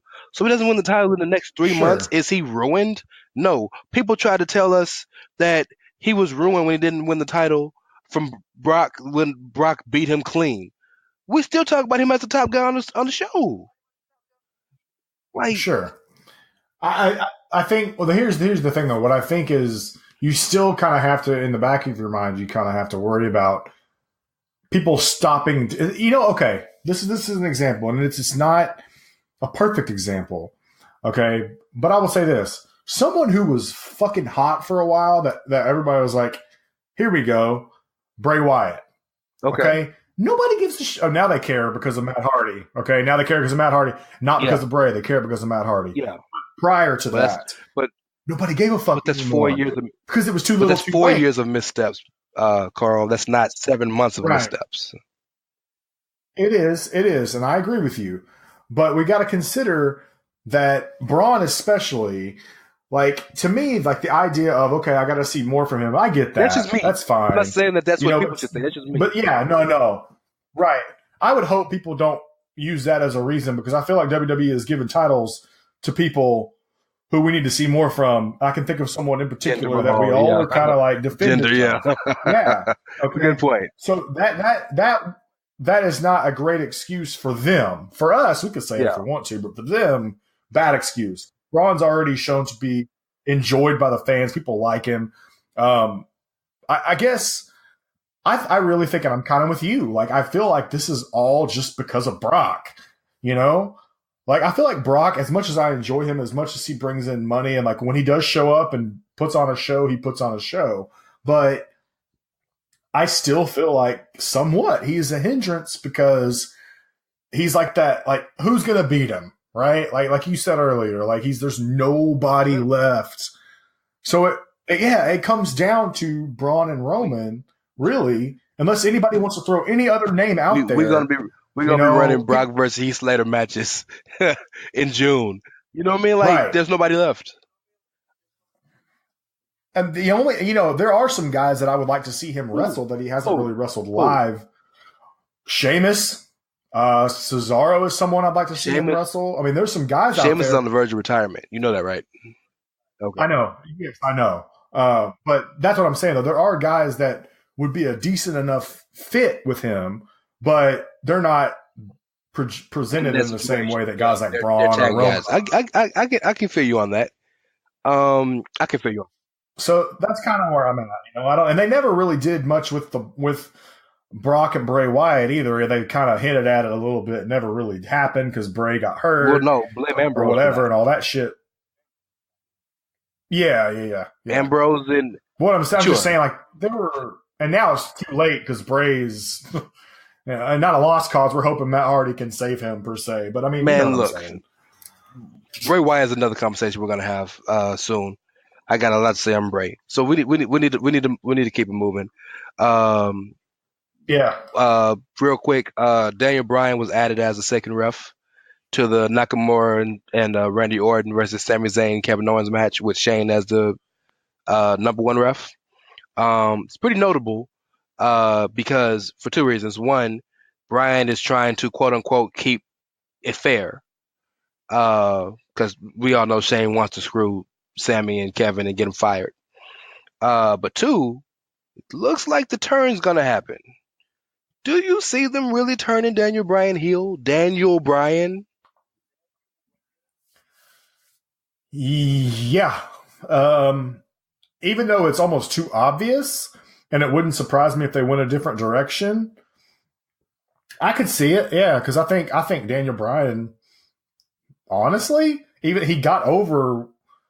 They made him a heel at times. He's one of those. He's kind of one of those. Like you make him a heel, it doesn't really matter. Everyone still loves him anyway. I actually think he's better as a heel. I do too. But this is the most beloved dude we've had since 2003, John Cena. Yeah. Well, here's the thing, though. He's not wrestling right now, so I don't feel like it's that big of a deal. I think it would be interesting to see how he does as a heel authority figure, as opposed to, you know what I mean? Like, as opposed to what he's been doing anyway. A heel authority figure might be fun because we haven't seen him do it before. At the very least, here's the issue, and this is Rance quote unquote attacking the fans again. Here's the issue with the fan. Yeah. But just hear me out. The fans have made it to where Daniel Bryan will never ever be able to do anything else other than be a face. They've ruined that for him because they've convinced themselves he wasn't pushed. They convinced themselves he was under pushed. They convinced themselves after all of that he was de-pushed. And now they convinced themselves that he should be wrestling even though he's been the doctor told him he can't wrestle for his safety, right? So all of these things as they feel about Bryan, and through it all, Bryan organically became the most loved guy in the company. Austin level pops, right? Which he earned. Yeah. Man's amazing. Great dude, great wrestler, great person, all of it. No negative things to say about the dude. But the fans have convinced themselves of all these negative aspects of the company involving Bryan that they'll never allow him to be a real character. When I mean a real character, I mean a real character on any show, on any medium, should have the full license to do the best thing and the best thing for that character considering the show. And if the best thing for Daniel Bryan considering SmackDown is for him to turn heel as an authority figure, then he should do that. But they won't let him. So I don't think he's turning heel. I think we're going to have a swerve. I think Orton is going to turn or Nakamura. Something's going to happen. But I don't see this being this cut and dry. Maybe Shane, some kind of way, you know how WWE does. They'll do something that doesn't really make much sense. Maybe Shane's like, I'm sorry, guys. I was just messing with y'all. I really hate Randy Orton because Randy beat my daddy up before you did or something like that. I don't know. But I just can't see them turning. Well, I've actually thought I've thought this. I actually wouldn't be surprised to see Shane be the one to make the turn. Because one, he's a McMahon. It's in their blood to be shitbags. And two, it would almost be like the perfect crime. Like somehow Shane got around to seeing what Zayn and Owens were getting at. And now those are his boys. Those are his lackeys to run roughshod, make sure Daniel Bryan doesn't get the piece or whatever that he wants because he's Mr. You know how he is. And then, you know what I mean? Like that would make so it would be kind of lame because I think so little sense. Yeah, well, because one, everyone's also tired of McMahon's being heel authority. Really, why Shane was the fresh one because he's always a face, a good guy. Yeah, exactly. So there's Daniel Bryan as a heel makes sense. We'll let it be. And so I'm still going to hope that that's what they do, but I don't know if they will or not. And I don't think, and that's the thing, like you said, it's almost like Zayn and Owens, like they are heels and they get booed, but they almost like, to me, they still get booed ironically because like Zayn and Owens are still Zayn and Owens. They're over as shit. If tomorrow the heel Sami Zayn came out and won the championship from AJ Styles, I still think he'd get a pretty big pop. You know what I mean? So that's, you know my philosophy that heel and face is not prevalent anymore. It is all character. Right. It's all shades of gray. You pick who you want to cheer for. You choose who you don't. Sure. Because if we're completely and utterly honest, Sami Zayn and Kevin Owens are the faces of this feud because they have done nothing wrong. They are. I know. That's the beauty. All they did was choose not to fight a war. No. You know what I mean? Go further back. All Sami chose to do was to not let a man try to kill his best friend. Right. Exactly. Yeah. Exactly. So trust me, I agree with that. But as WWE is apt to do, they're going to present that in a manner. It's almost it's a viewer's choice, like you said. It's a conundrum that we have to live with. It's like I go back to the Enzo Rusev thing I went back to a million years ago. That you hated. When Enzo was hitting on Lana, and everybody was like, Enzo's the good guy here. Rusev I'm like, no, he's not. Rusev is defending his wife's honor. Although, later on, you're defending your wife's honor. Why did you lure Enzo into a hotel room to beat his ass? But you know what I'm saying? Like Absolutely. In the beginning, I was like, in what world, so they put that on you as a fan, which I kind of like. Because they're putting it on you to make that decision. It's almost like your own morality decision and where you fall. But yeah, you're right. You're absolutely right. Zayn and Owens are the good guys here. And if we had Caleb on right now, he'd totally be caping for Zayn and Owens. And you know this. And, this would have been the very first thing we talked about. Knowing Caleb, because it involves Sami Zayn. I think we all... Is it even possible that they'll run the fired angle?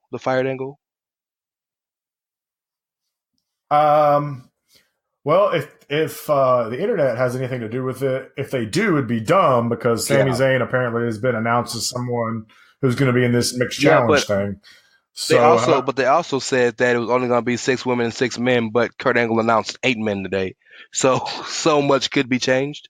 But how hilarious would it be? Well, that's the whole thing. Card subject to change. That is the literal thing. Which is probably why, if you look at it from a creative standpoint, why they put Sami on there, because he's still signed to the company right now. Maybe it'll change next week. Yeah. But how hilarious would it be to try to see Kevin and Sami keep trying to sneak into the arena every week? That'd be kind of fun. Yes, I actually would be perfectly fine with them running the fire angle with them because I feel like we've seen the fire angle many times, but I feel like Zayn and Owens, once again, have proven that they can damn near pull anything off together. Those guys are golden together. And I mean, everything they've done since teaming up has just been great. It's so over the top.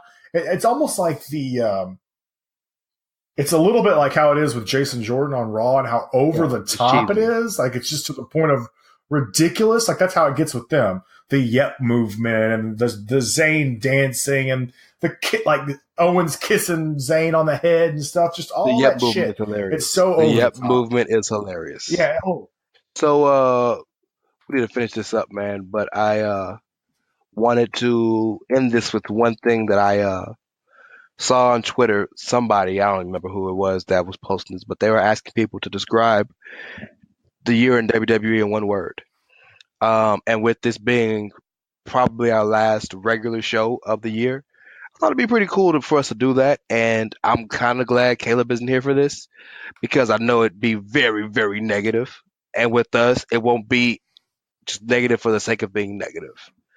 So I'm gonna go with you. How would you describe the year in WWE in one word?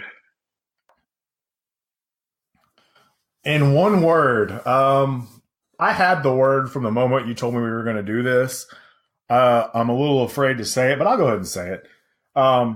Inconsistent is my word for WWE for the year.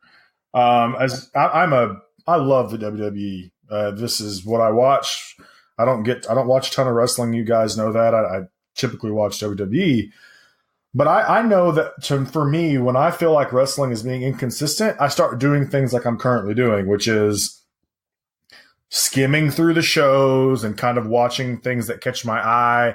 What I typically do now is I watch the promos, backstage segments, and if there's like a match that I heard was really good, or if there's a match that I would want to watch personally, I'll actually go through it or, look for the certain spots or whatever.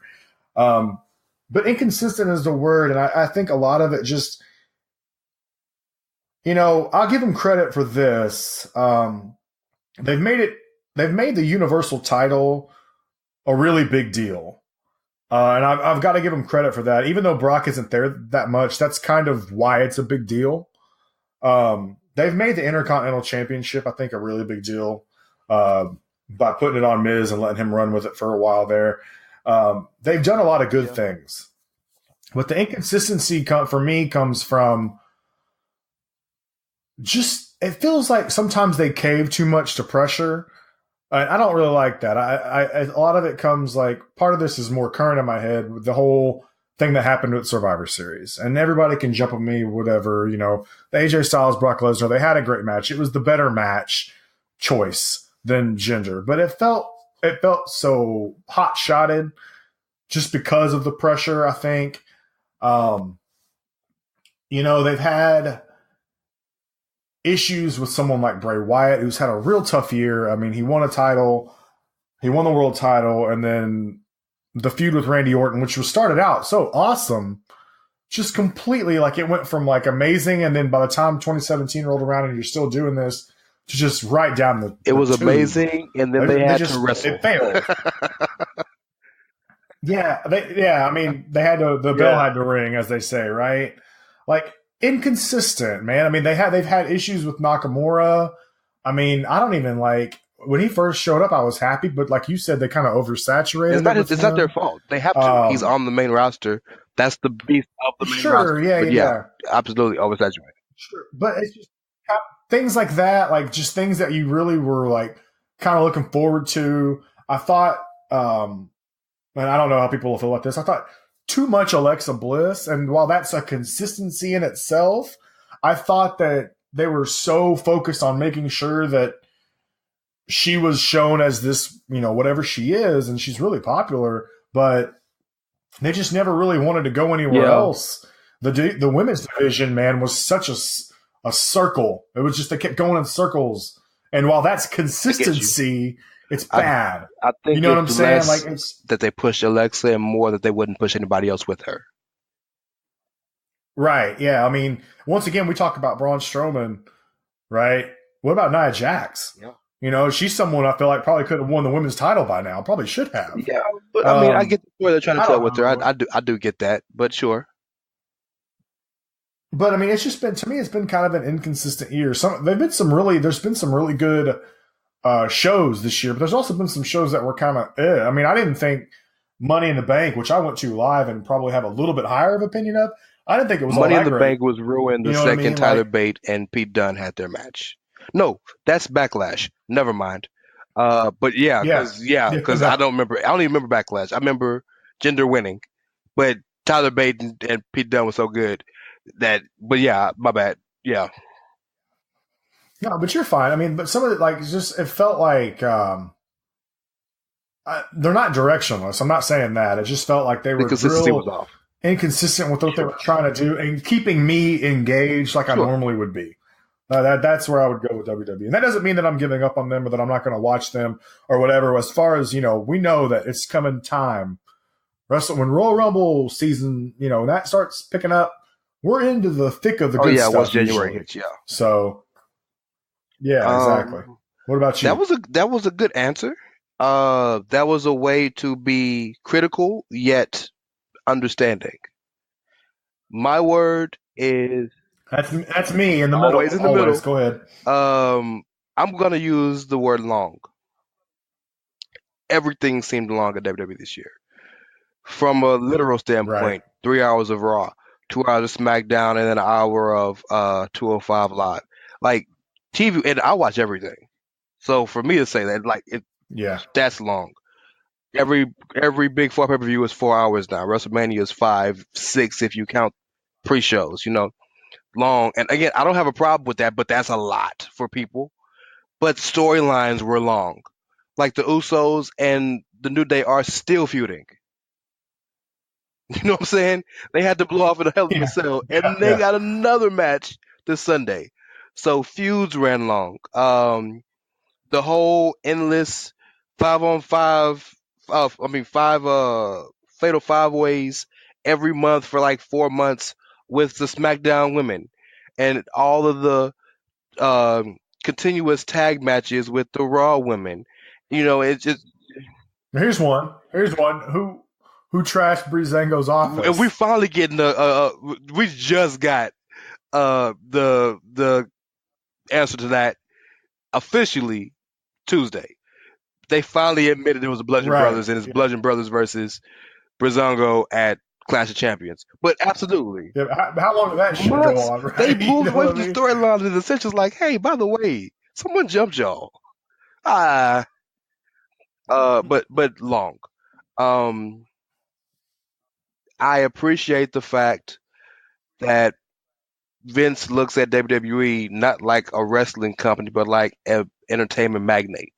They liken themselves instead of liking themselves to New Japan and Ring of Honor, they're liking themselves to Disney and to Fox. I respect that because to an extent they are, because they have so much different media. They're not just wrestling. They have TV shows, they have movies, they have a music group, they have their own streaming network. They do so many different things. So I appreciate that. But from the wrestling standpoint, you have so much content. And I believe that the reason there's so much content is because they don't expect you to watch it all. They don't expect you to watch it all. They don't expect the same person watching Total Divas to watch 205 Live. There's no way. They don't expect you to watch it all. They expect you to pick what you want to watch and enjoy what you watch, right? But I'm completely understanding that it is a bit overwhelming for people. And I think that is the biggest takeaway from the year, that things were just so long. And I don't know that that'll change. And I don't know if it should from my personal standpoint, but for a lot of other fans, I get that they want it. If I pay my money to go see a supercard at WrestleMania, I expect to be there 6 hours. When we went to Dallas, we got there at 1:30? Yeah. This is what I expected to do. Royal Rumble. We went to Royal Rumble. I took a quick 20-minute nap during Rich Swann and Neville. I was ready to go. Yeah. I'm with you, and I think to your point. For me, the length doesn't bother me that much because I'm very, very, very tight with what I watch. I don't watch a lot of the network stuff. If there's a specific special I want to watch, I'll carve the time out to watch it. I watch Raw and SmackDown. I watch pay-per-view. But I skim through Raw and SmackDown. You know what I mean? I'll watch an entire pay-per-view, but sometimes I'll lose interest if it's just a match I've never really cared about. I don't watch a lot of the network shows. I don't watch Total Divas. You tripping on that. Total Divas is awesome. The paper. Well, I have nothing against it. I just haven't ever really watched it. I'm sure if I turned it on, I might like it. But long is a really good word, man, because for people in this day and age, especially with the short attention spans, it's hard to keep everybody interested for a 3-hour show. I mean, but like you said, it's also a variety. Like they got to have something for everyone now because they're trying to expand their reach. You have your mainstream shows on Raw and SmackDown. You have your niche shows with NXT and 205 Live. You have your TV shows with Total Divas and Total Bellas and the thing they're doing with that. You have your movies, and not only are they just doing movies involving wrestling, but they had like some really good regular movies this year. What was the movie with the black dude? The superhero movie? That got great reviews, you know? And the Bruce Lee movie that just came out with, which I'll never watch ever in the history of TV, but it's there, you know? And then they're making money with the music, even though, sorry, Jim Johnston, love you, brother, but keep your head up. But I understand why Vince looks at himself as a mogul, because he's doing mogul shit. It ain't just wrestling. He is, and what I think what you're seeing is, I think who it's affected the most is probably the more hardcore wrestling. I wouldn't say that because they're still getting the content they want. It affects the tweener fan, the twinge fan, the fan that's on the fence. You know what I'm saying? It's affecting them more than anybody because they're already feeling a certain way about the product because, it's not catered to me. Well, no, because it's catered to millions of people. They're the ones that's being attacked. Right. The type of fan I am, the diehard fan I am, if Raw is 3 hours is 180 minutes. If 30 minutes of 180 minutes is catered to me, I'm fine because it's entertainment. Every episode of The Walking Dead, I don't have to enjoy the show. Like I'm wired different. I don't need everything to be about me. I understand that there's a story being told, and certain aspects of the story aren't going to affect me. You're married? It's very rare to find. It's very rare to find a show from start to finish where you're going to love every subplot or every story. I can think of probably 2 shows I've ever watched where I enjoyed them from start to finish. And I'm not going to name them, but I can think of 2. You tease. What? Let me. Yeah, I know. I'm not going to name them, but I can think of very few. And Raw would not be one of them, right? I've never gone through an entire Raw, really, at least not in recent memory, and been like, the whole thing was awesome. Like that's, let me flip it for my married friends. Let me flip it for my married friends, right? You're married. Has your wife ever told you a story? And women have to tell every single detail of the story, right? And that doesn't sound like. Is that not Sally? That's not Sally? No. Okay. Never. Well, you're married to a completely different human being. Because most women I know. I'm lying. Oh, you did a very good job of being sarcastic because I believed you. Right? But when she's telling you that story, probably 10% of that you needed to know or cared about. Right? But you had to hear the whole thing. Yeah. Don't anybody tell her you heard this. Oh no! By the way. Yeah. But yes. No, we never talked about this. I'm gonna text her as soon as we get off the call. But yeah. I think long and inconsistent are 2 very accurate words. WWE wasn't trash. WWE wasn't garbage. WWE wasn't terrible. And if that's what you really felt, then more power to you. You are completely entitled to your opinion. I would just like your opinion to be objective. And if it's really objective, then you know what? I accept it and I understand it. Because it isn't for everybody. But as we end this year. Well, I would say this real quick because before you finish it off here, if that is your opinion, garbage, trash, I'm not going to tell you to stop watching because I've learned a long time ago I shouldn't say that kind of thing. That's worse than saying wrestling fake. But what I will say, what I would do, and I would love to hear from anybody who listens to this, what I would love you to tell me is if you feel like WWE was garbage, just answer me this. I don't want you to stop watching. I'm not going to tell you should. Just tell me why you still do. That's a great question. Do that for me. Yes. Just do that for me, and let's talk about it. I'm down to have this conversation like a normal human being. I'm not a child. We can have this conversation. I would love to have it with anyone who wants to have it. I'm just curious because that's something to me. That's like the great mystery to me is like if I don't like something, I'm turning it off. Yep. You know what I'm saying? Like that's just me. I do it all the time, and this is a great example real quick before you run off. I live in Arkansas, okay? And if you know anything about college football, you'll know that the Arkansas Razorbacks recently changed coaches on the football team. So that was a whole deal for like a month there where they were talking about who was going to be the new coach, maybe 3 weeks. And so obviously sports radio goes on and on and on about this. So you're in Arkansas. There's not much else to talk about. And some guys, no, it's not. But you've got guys like on certain radio shows, it'll be the same callers that call in over and over and over. And there is a specific guy that comes on a specific show literally every day. And when he gets on there, all he does is yell and scream, and it's annoying as shit. And the first thing I do is change the radio station. The second I hear his voice, I change the radio station. It's so easy to me. And that's why I wonder if something is terrible and if it's garbage, and that's how you feel, just someone tell me why you still choose to watch. I just want to know that answer. Just if someone wants to have that conversation with me, please have it with me. Well, that's all I'm going to say. Tell me this, Karl. How would they have that conversation with you? Where can they find you at? You can have that conversation with me mostly only on Twitter at KERVIN SMC. You can follow me. I wish you would. You can hit me up in my mention. You can slide in the DMs if you are male or female. Equal opportunity, baby. I'm open. No big deal. That's right.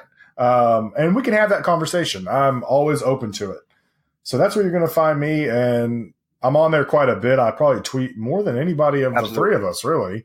Maybe not as much as Caleb. I don't know, but I think I probably do. So interact with me, guys. I'm always down to talk wrestling. I like to do it. I'm not going to be a dick to you. So you don't have to worry about that. That's not going to happen. So yeah, that's. Let me give the rundown. First and foremost, again, we're missing our third leg of the group. Caleb's not here. You can follow Caleb at SMC_CalB. Caleb is an interesting follow. So yeah, give that man a follow. You can follow the podcast at the SMC Podcast. You can also email us at thesmcpodcast@gmail.com. Something we've had this since we started the podcast. We just never mentioned it. But yeah, email us, man. We'll email it. We'll email you back. Any email we get, we'll email you back. We're good with that. Don't forget to follow Social Suplex at Social Suplex. Follow Keeping It Strong Style, our New Japan show at KI Strong Style. Follow our Scottish show, Ricky and Clive at Ricky and Clive. Follow the Big Brother and the flagship One Nation Radio at One Nation Radio. You can find all of the podcasts, and you can listen to us through Podbean, Stitcher, Google Play, Apple Music, anywhere you get your podcast from. Holla at us, Social Suplex Podcast Network. Man, listen, subscribe, like, give us the good old Kenny Omega 6-star if you can. There's no 6 stars, so give us 5. But yeah, man, we're trying to give you. Also, and one thing we never say this, but if you enjoyed it, even if you didn't, or if you thought it was garbage and you want someone to know, you're like, guys, listen to this garbage. Absolutely. Share it if you can. Please. If you like, tell people about it. We're trying to do something here. We want people to hear us, and we do it because one, we love wrestling, but two, I mean, we don't want nobody to listen to us. We're not trying to talk to ourselves for an hour and a half, 2 hours. Yeah, so absolutely. And look, we're very accessible, and if you like us, great. If you hate us, cool too. We're cool enough to where we'll respond. We just want you to listen, man. We're really trying to build this Social Suplex thing, this podcast network. We have some really great content between all 4 of our shows, and possibly more coming. A lot of guys are working hard to put this stuff out.